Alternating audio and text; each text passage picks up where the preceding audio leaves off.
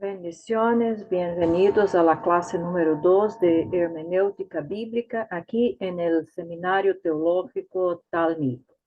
Empezamos en la clase número 1 a ver las reglas de interpretación bíblica y hemos aprendido que la regla básica para la interpretación bíblica es que Biblia se interpreta con Biblia. Y la regla número 1, que es conocer el significado de las palabras en el texto.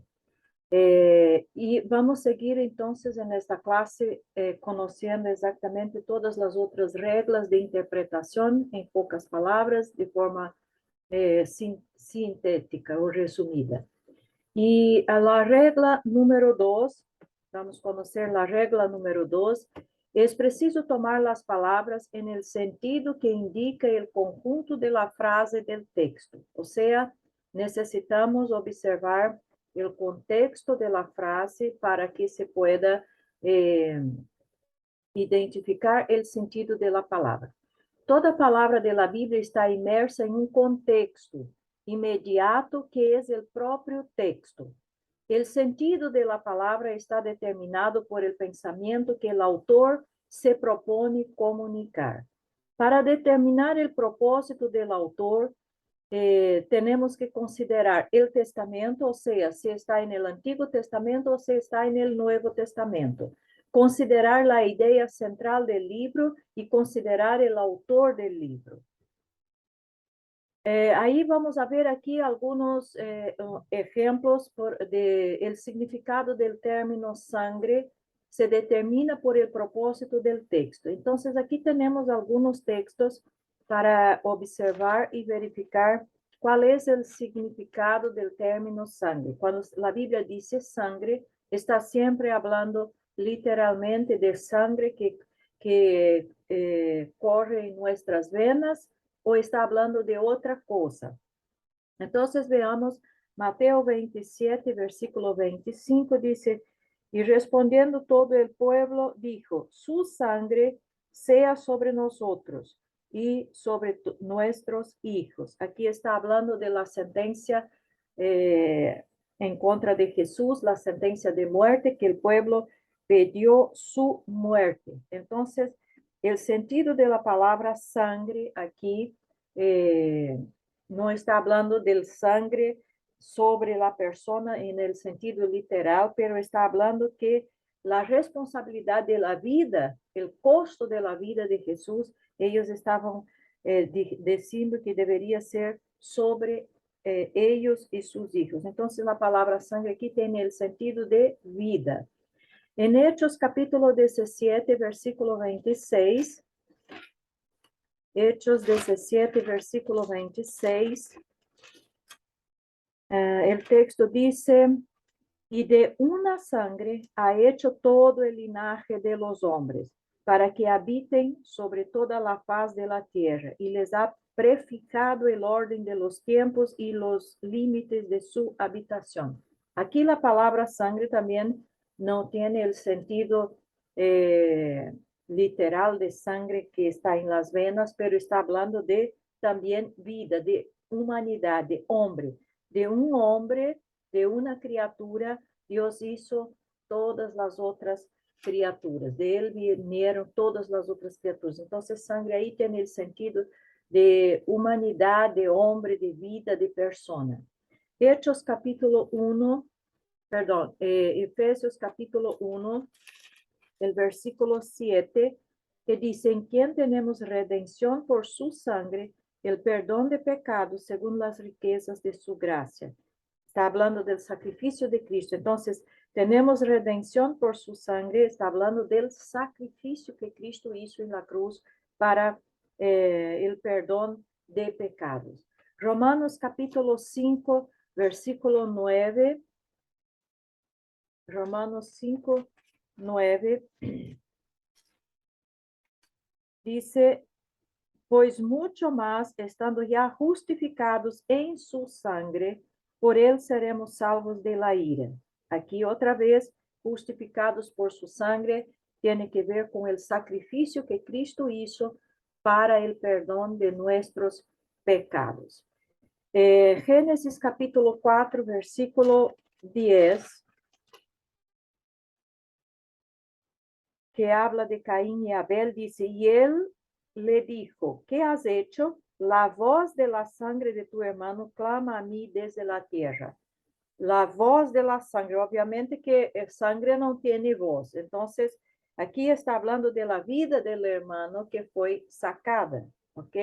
Levíticos capítulo 4, versículo 5, que dice, y el sacerdote ungido tomará de la sangre del becerro y la traerá al tabernáculo de reunión. Aquí sangre está hablando literalmente de la sangre de un cordero que el sacerdote y el sumo sacerdote tenían que tomar y llevar a la presencia de Dios.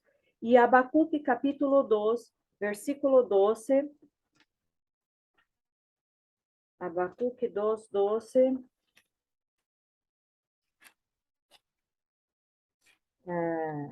Que dice, ay del que edifica la ciudad con sangre y del que funda una ciudad con iniquidad. Obviamente que sangre no sirve para hacer ladrillos y edificar una ciudad, pero aquí está hablando de vida. Sangre se refiere a vida. Entonces vemos cómo el significado del término se determina por el propósito del texto, por el contexto que está presente. La regla número 3. Es preciso tomar las palabras en el sentido que indica el conjunto de la frase del texto. Texto sin contexto es pretexto. Y ahí tenemos que entender lo que es el contexto. Contexto inmediato, hay varios tipos de contexto. Contexto inmediato son los versículos que rodean de modo inmediato al texto que se estudia, o sea, son los versículos que vienen inmediatamente antes y después del texto que estamos leyendo.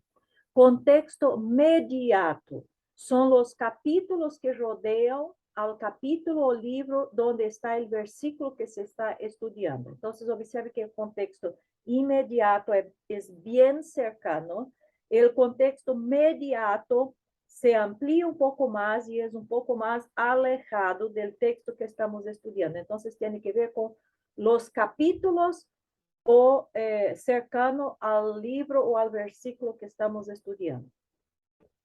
Contexto testamentario, ¿en qué testamento está el texto que estudiamos? O sea, si está en el Antiguo Testamento, entonces todas las referencias bíblicas, las citas bíblicas que hablan del mismo tema que están en este testamento son el contexto testamentario.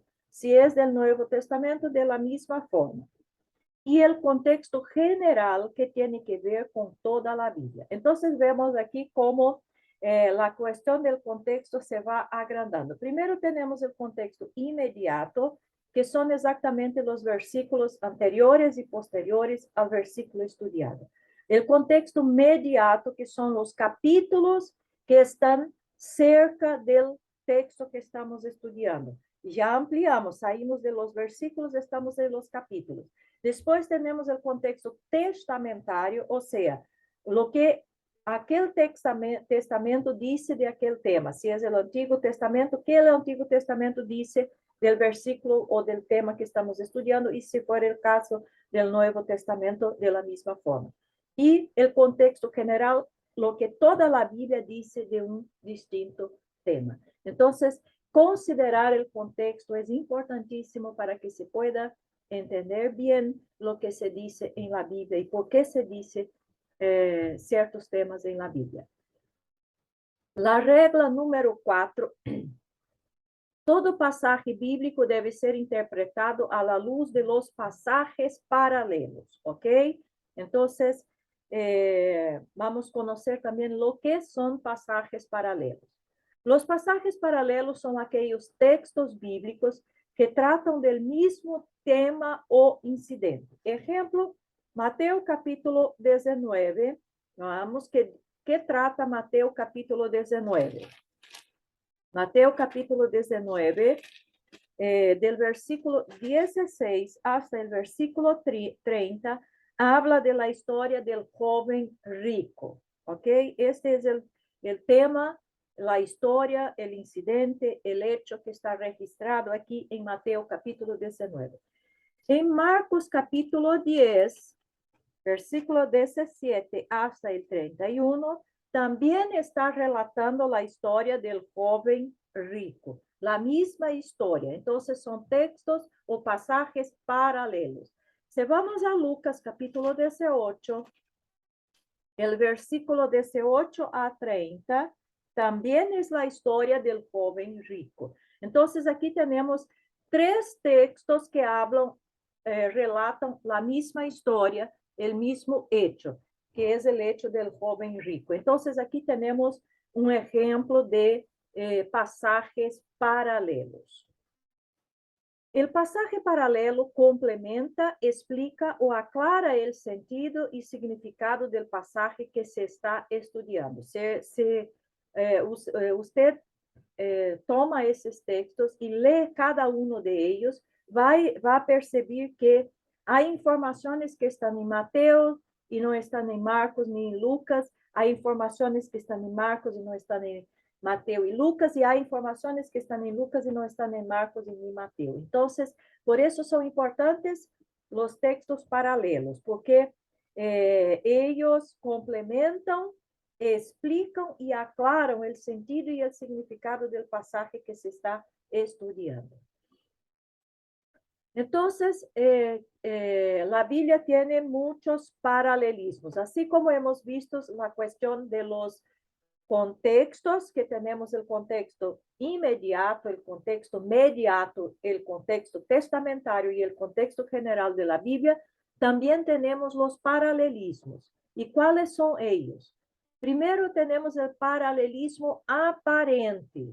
¿Qué quiere decir esto? Cuando las palabras o frase o fraseología son iguales, pero el contenido no tiene lo mismo sentido, ¿ok? Por ejemplo, cuando habla, tomando un ejemplo que utilizamos también en la clase de ayer, cuando Jesús hace la multiplicación de los panes, ahí habla de pan, habla de alimentar la multitud que estaba con hambre, etcétera, etcétera. Y tomamos el texto de Juan que dice, a donde Jesús dice que Él es el pan de vida y quien de Él se alimenta no tiene hambre ni sed. Los dos textos están hablando de hambre y de alimento, de pan específicamente. Pan, la palabra pan es la misma, pero el sentido es distinto. ¿Por qué? Porque un texto está hablando de pan en el sentido literal y está hablando de atender al hambre físico de la gente. Y el otro texto está hablando en el sentido espiritual de saciar el alma y el espíritu por medio de Jesucristo. Entonces, las palabras son iguales, las frases pueden hasta ser iguales o parecidas, pero el contenido es distinto. Por eso, cuando vamos a buscar los textos paralelos, tenemos que observar bien si estamos, de hecho, delante de un texto que es un paralelismo, de hecho, o si es simplemente un paralelismo aparente. Otro tipo de paralelismo es el paralelismo verbal, cuando las palabras o fraseologías son iguales y el contenido también. O sea, por ejemplo, el texto del joven rico es un paralelismo verbal, porque las palabras son prácticamente las mismas, las expresiones, todo es muy, muy parecido. Entonces, es un paralelismo verbal, porque tanto las palabras cuanto el contenido son lo mismo. O entonces, cuando presenta a Jesús como el Cordero en un evangelio, en otro evangelio, en otro evangelio. Las frases son siempre parecidas, iguales, y las palabras son las mismas y el contenido es el mismo. O entonces, otro paralelismo verbal cuando la Biblia dice arrepentíos y creed, etcétera, etcétera. Vemos esta expresión en Mateo, vemos esto en Marcos, vemos esto en Lucas y vemos esta expresión arrepentíos y creed en otras partes de la Biblia. Entonces, ahí tenemos paralelismo verbal, porque las palabras son iguales y el sentido o el contenido también son iguales. Y paralelismo real. Estos son aquellos pasajes donde existe similitud o no en la fraseología y conceptos, pero el contenido es el mismo. Entonces, este es el paralelismo a donde puede haber paralelismo verbal, o sea, las frases y las palabras serem iguales, o puede no haber paralelismo verbal, o sea, no haber palabras iguales o frases iguales, pero los conceptos sí son los mismos. Entonces, ahí tenemos un ejemplo de paralelismo real. Ahí tenemos entonces los tres tipos de paralelismos que encontramos en la Biblia. El aparente, que en verdad no es un paralelismo, simplemente las palabras son iguales, pero no el contenido. El paralelismo verbal, cuando tanto palabras cuanto contenido son el mismo. Y paralelismo real, cuando palabras y frases pueden ser iguales o no, pero el contenido es el mismo. ¿Ok? Ahí vamos ahora a ver algunos ejemplos de paralelismos. Mateo capítulo 24, versículo 43, que dice, pero sabed esto, que si el padre de familia supiese a qué hora el ladrón habría de venir, velaría y no dejaría minar su casa. Y Lucas capítulo 12, versículo 39, que dice, pero sabed esto, que si supiese el padre de familia a qué hora el ladrón había de venir, velaría ciertamente y no dejaría de minar su casa. Entonces aquí en esos dos textos de Mateo y Lucas tenemos un paralelismo verbal. ¿Por qué? Porque tanto las palabras cuanto el contenido son el mismo. Otro ejemplo, el Salmo 91. Veamos lo que dice el Salmo 91. El Salmo 91, versículo 12 dice, en las manos te llevarán para que tu pie no tropiece en piedra. Y Primera de Pedro, capítulo 2, el versículo 8. ¿A quién amáis sin haberle visto, en quien creyendo, aunque ahora no lo veis, os alegráis con gozo inefable? Oh, perdón, estoy leyendo el capítulo 1, capítulo 2, perdón. Primera de Pedro 2, 8. Y piedra de tropiezo y roca que hace caer, porque tropiezan en la palabra, siendo desobedientes, a lo cual fueron también destinados. Aquí observamos que las palabras, el sentido, el Salmo 91, en las manos te llevarán para que tu pie no tropiece en piedra. ¿Ok? Aquí en el Salmo 91. Y aquí está hablando siendo y piedra de tropiezo, roca que hace caer porque tropiezan en la palabra. Entonces aquí tenemos un ejemplo de un paralelismo aparente. ¿Por qué? Porque los dos hablan de piedra y hablan de tropezar, pero el sentido del texto es completamente diferente. El texto del Salmo habla de tropezar en piedra en el sentido literal, de tropezar en una piedra, y el texto de Primera de Pedro tiene otro sentido, otro significado.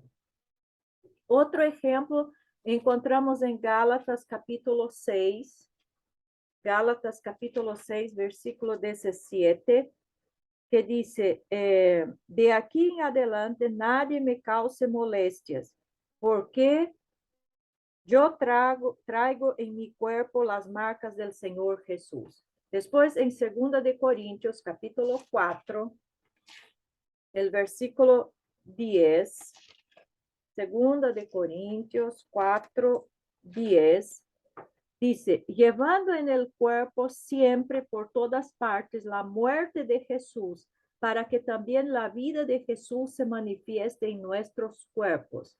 Y capítulo 11, versículo 23, son ministros de Cristo, como si estuviera loco, hablo. Yo más, en trabajos más abundante, en azotes sin número, en cárceles más, en peligros de muerte muchas veces. Entonces, aquí tenemos un ejemplo de un paralelismo real, que Pablo está hablando exactamente de los sufrimientos que él padeció por los peligros y muerte que enfrentó por causa del nombre de Cristo. Entonces, hay palabras similares y no similares, pero el contexto es el mismo. Pablo está hablando exactamente de la lucha que enfrentó por causa de Cristo. Y el último ejemplo, el profeta Joel, capítulo 1, Joel, capítulo 1, versículo 4. Lo que quedó de la oruga comió el saltón, y lo que quedó del saltón comió el revoltón, y la langosta comió lo que del revoltón había quedado. Versículo 25. 25. No, ese versículo 25 no hay en el capítulo. Es capítulo 2, versículo 25, el otro texto que dice, y yo os restituiré los años que comió la oruga, el saltón, el revoltón y la langosta, mi gran ejército que envié contra vosotros. Y Apocalipsis capítulo 9, el versículo 3 y 7, 9, 3, y del humo salieron langostas sobre la tierra, y se les dio poder como tienen poder los escorpiones de la tierra. Y versículo 7, el aspecto de las langostas era semejante a caballos preparados para la guerra. En las cabezas tenían como coronas de oro, sus caras eran como caras humanas. Entonces ahí tenemos también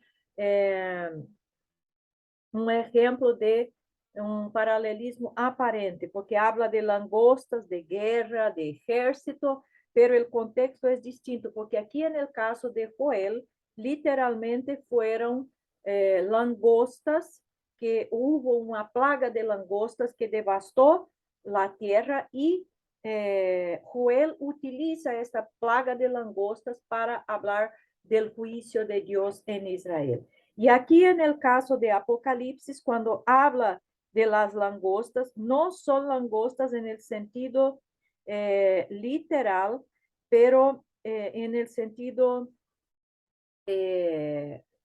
figurado, no eran animales literalmente, pero era parecido con langostas, era algo que también causaría, observe que el versículo 7, y el aspecto de las langostas era semejante a caballos de guerra. En la cabeza tenían como coronas de oro y en sus caras eran como caras humanos. Entonces no eran animales en el sentido literal como está en Joel. Entonces ahí tenemos un paralelismo aparente. ¿Ok? La regla número 5, principio de armonía. Todo pasaje debe ser interpretado de acuerdo a la enseñanza general de la palabra de Dios. ¿Ok? Porque la Biblia no se contradice. La palabra de Dios es una unidad de pensamiento, aunque tiene diversidad de temas. Todos ellos están en perfecto, completa y total armonía. Implica que no se debe tomar un texto, pasaje o porción de la Biblia para afirmar una doctrina, enseñanza o práctica que se encuentre en contrasentido con el total de las escrituras. La mayoría de errores doctrinales tienen su origen en el uso indiscriminado de textos aislados del contexto general de la palabra de Dios. Un caso común es el de los testigos de Jehová, quienes toman textos aislados para probar sus falsas doctrinas, ¿ok? Como ya hemos conocido la regla anterior, texto sin contexto es pretexto. Entonces, siempre tiene que se analizar y estudiar el texto considerando todo el contexto en que está en la Biblia. Esto es el principio de la armonía. La regla número 6 dice revisar la gramática básica del texto en lo posible en sus lenguas originales. Ya hemos mencionado bastante esto en la clase anterior, pero aquí vemos como una regla específica para la interpretación. La Biblia ha sido escrita respetando las leyes gramaticales de los idiomas en que fueron escritas. Sea el hebreo o griego, los idiomas tienen su propia gramática distintiva. Por esa razón, es valioso el estudio de la gramática de sus idiomas originales.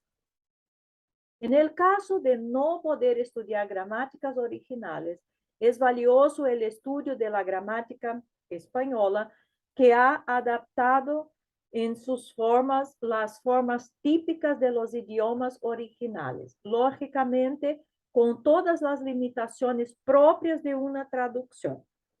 De ahí que es importante considerar el estudio básico de la gramática para poder entender de una mejor manera el mensaje bíblico.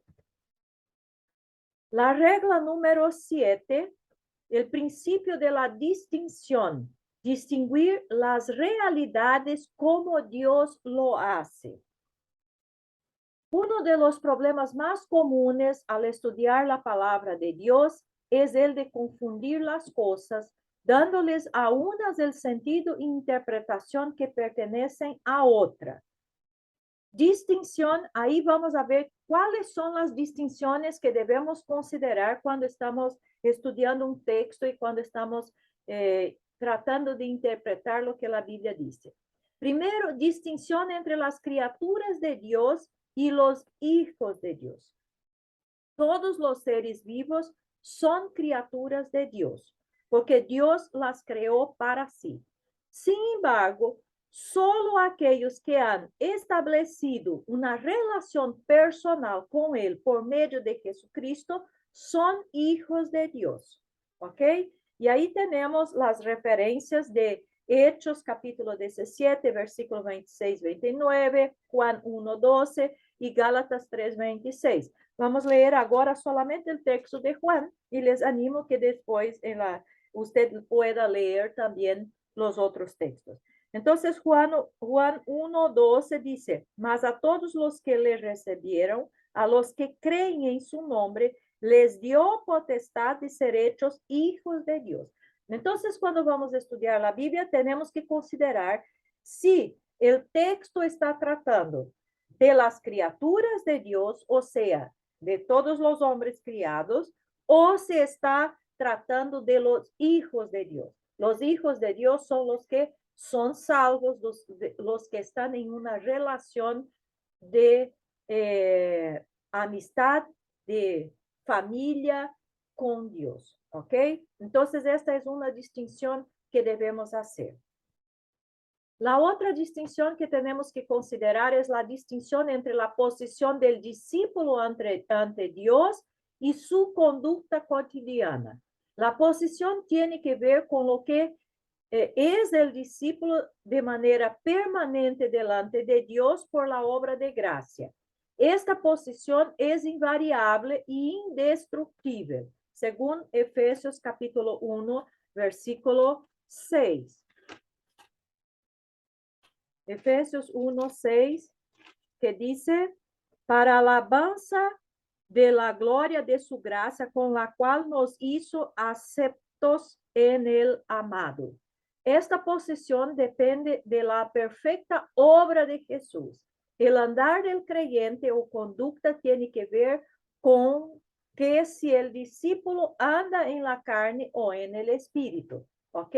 Entonces, una cosa es la posición que estamos, y la Biblia dice que estamos en Cristo, que estamos asentados en las regiones celestiales en Cristo, que Dios nos sacó del imperio de las tinieblas y nos transportó al reino del Hijo de su amor, nos dice que somos hijos, nos dice que somos salvos, etc. Esta es la posición que tenemos. No tenemos más, no somos más culpables delante de Dios porque fuimos justificados, fuimos perdonados, etc., etc. Esta es la posición que tenemos delante de Dios los que creyeron en Jesús. Y esta posición hay que considerar y tener claro que esta posición es permanente delante de Dios. Esta posición no depende del hombre, es obra de la gracia de Dios. ¿Ok? Ahora, nuestra conducta, nuestro actuar aquí en este mundo, no depende de esta posición simplemente, no afecta esta posición, pero sí va a demostrar cuán comprometido estamos con este Señor que nos salvó, ¿ok? Entonces tiene que ver si estamos caminando en la carne o en el espíritu. Si estamos en la carne o si estamos en el espíritu, ¿ok? Entonces son condiciones distintas y que por lo general las personas, muchos cristianos, consideran como si fuera una misma cosa y que nuestros hechos afectan nuestra posición en Dios. No afectan. Ahora, otra vez, tenemos que considerar que una vez que una persona está en esta condición, en esta posición, obviamente no quiere vivir de forma que desagrade a Dios aquí en este mundo. Este es un hecho muy claro. Una vez que somos hijos de Dios y que somos salvos, el deseo del creyente es agradar a Dios, vivir una vida santa, caminar en el Espíritu, haciendo la voluntad de Dios. Otra distinción que tenemos que hacer es entre la salvación y las recompensas, o sea, entre la salvación y el galardón. La salvación es un regalo gratuito para todos los pecadores que se arrepienten y reconocen a Jesús como el Señor de sus vidas. La salvación es una posición real al presente. Las recompensas son una realidad futura, ¿ok? Entonces, la salvación es un hecho. Desde el momento en que la persona se arrepiente y cree en Jesús, está salva.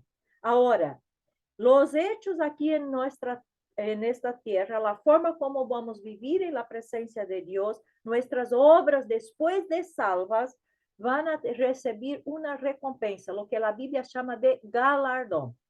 El galardón es variable, unos van a recibir más, otros menos, pero la salvación no, la salvación es obra de gracia y una vez que se arrepiente y cree, la persona está salvo. Ahora ya, pero las recompensas o el galardón es para el futuro.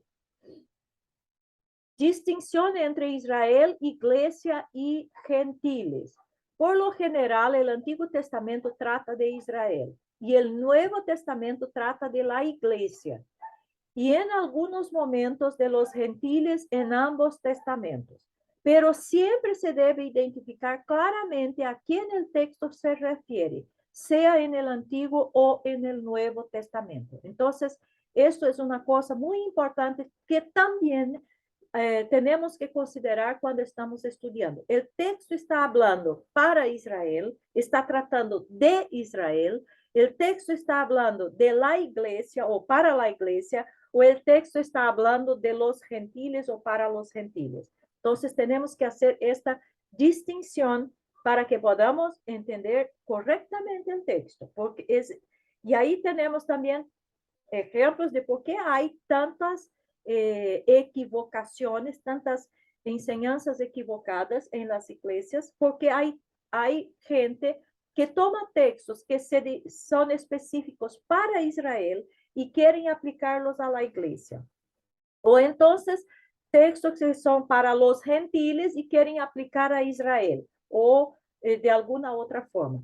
Entonces, considerar si el texto trata de Israel, de la iglesia o de los gentiles. La regla número 8, principio de la centralidad de Cristo. Este principio declara que Jesucristo es el tema central de toda la Biblia y que se hallan enseñanzas de él en todos los libros de la Biblia, ¿ok? Este es uno de los principios más importantes.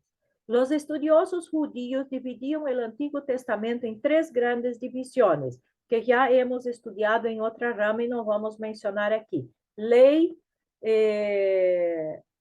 salmos y profetas, o ley, profetas y escritos. ¿Ok? Cristo afirmó que cada uno de estos hablan de él. La ley de Moisés, los profetas y los salmos. Los salmos aquí no quiere decir solamente el libro de salmos, pero quiere decir todos los otros escritos que no están en la ley o en los profetas. ¿Ok? Cristo dijo que la ley, los profetas y los salmos hablan de él. Entonces vemos que Cristo es el tema central de toda la Biblia. La regla número 9, principio de la primera mención. Este principio enseña que la primera mención de un tema, asunto o persona es la clave para entenderlo en el resto de la palabra de Dios. En Génesis 3:1 es la primera mención de Satanás en la Biblia. Esta primera mención muestra su naturaleza, la astucia. En este texto también se encuentran las primeras palabras de Satanás. Esto muestra que la actividad básica de Satanás es oponerse a la palabra de Dios.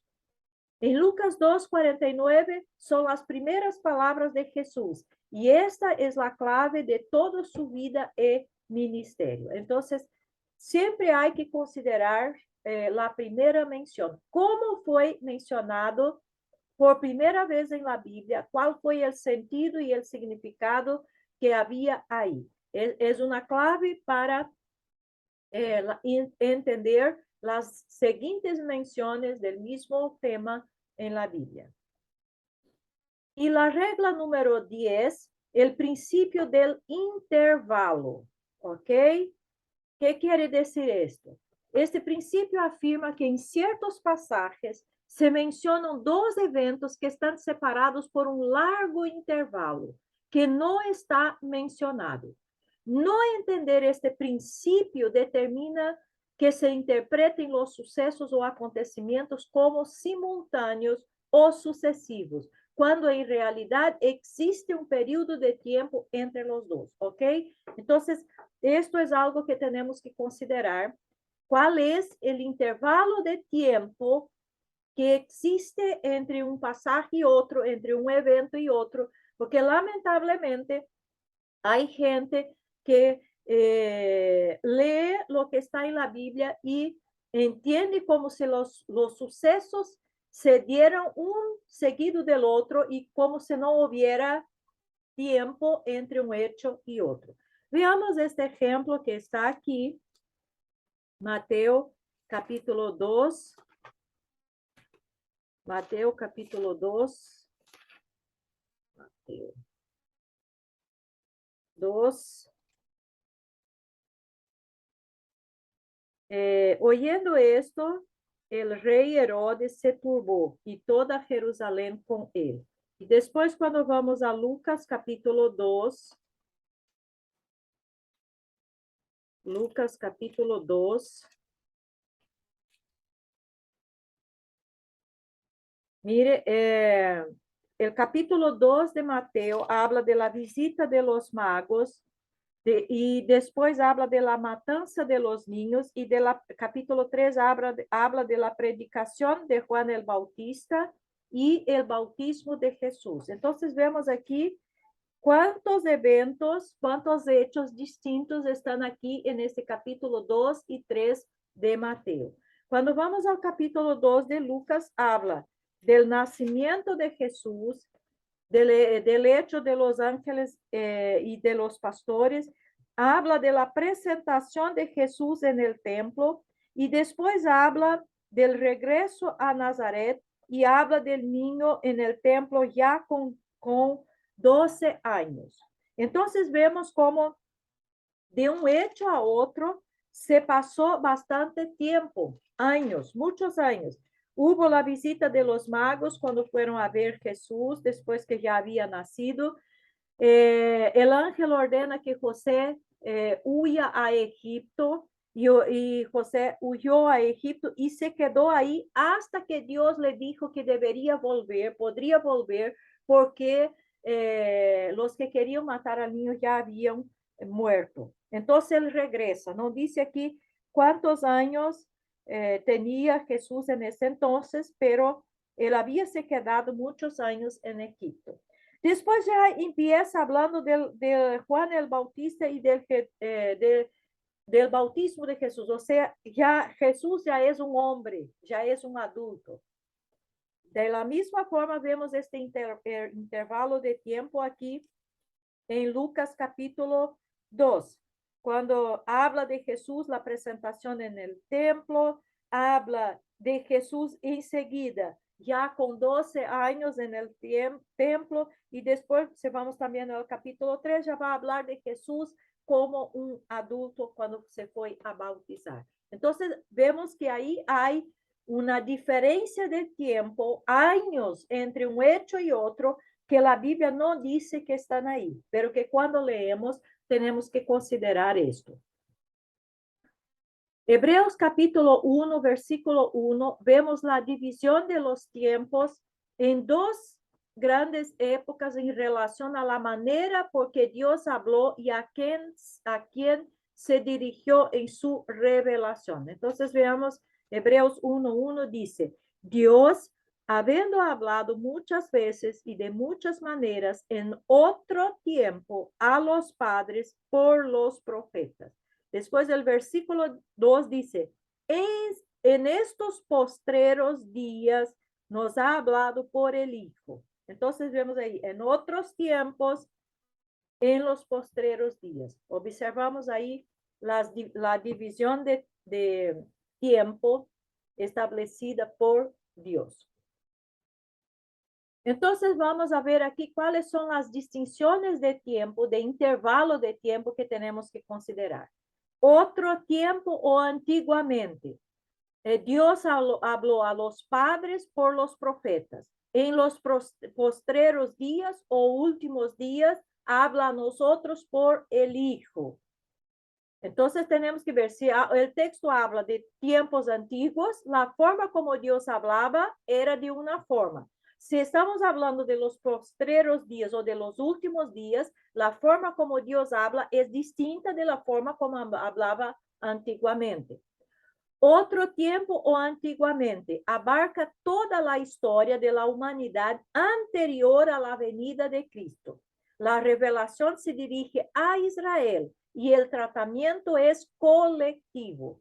Entonces, cuando habla de otro tiempo o de antiguamente, está se refiriendo a lo que fue antes de Cristo, cuando Dios hablaba, la revelación estaba centrada principalmente dirigida a Israel y el trato era colectivo. Dios trataba con la nación de Israel. Tiempos de ignorancia. Solo un paréntesis aquí, cuando habla de los postreros días, por lo general está hablando a la iglesia y el trato de Dios ahora es individual, no es colectivo como fue con Israel, ¿cierto? Entonces, cada persona individualmente tiene que oír el Hijo de Dios y tiene que creer. Entonces, el tratamiento de Dios es individual en los postreros días o los últimos tiempos, como se dice que es exactamente el tiempo después de la venida de Jesús. El tiempo de ignorancia se refiere a los gentiles que no formaban parte de la revelación del tiempo antiguamente. Hechos 17:30. ¿Ok? Entonces, la Biblia llama de tiempos de ignorancia. Capítulo 17 de Hechos, versículo 30. Pero Dios, habiendo pasado por alto los tiempos de esta ignorancia, ahora manda a todos los hombres en todo lugar que se arrepientan. Entonces, los tiempos de ignorancia se refiere a los gentiles que no hacían parte del tiempo de la antiguamente o del otro tiempo, como dice la Biblia. Postreros días o últimos días se refiere desde la venida de Cristo hasta el arrebatamiento de la iglesia, tratamiento individual tanto con judíos cuanto con gentiles, tiempo de los gentiles y de la iglesia. Tiempos de refrigerio o de la restauración de todo, a partir de la segunda venida de Cristo.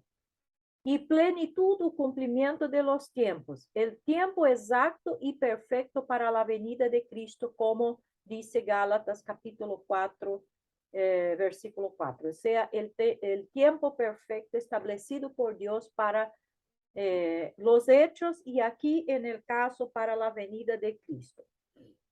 Y aquí finalizamos nuestra clase y nos vemos en la próxima clase. Bendiciones.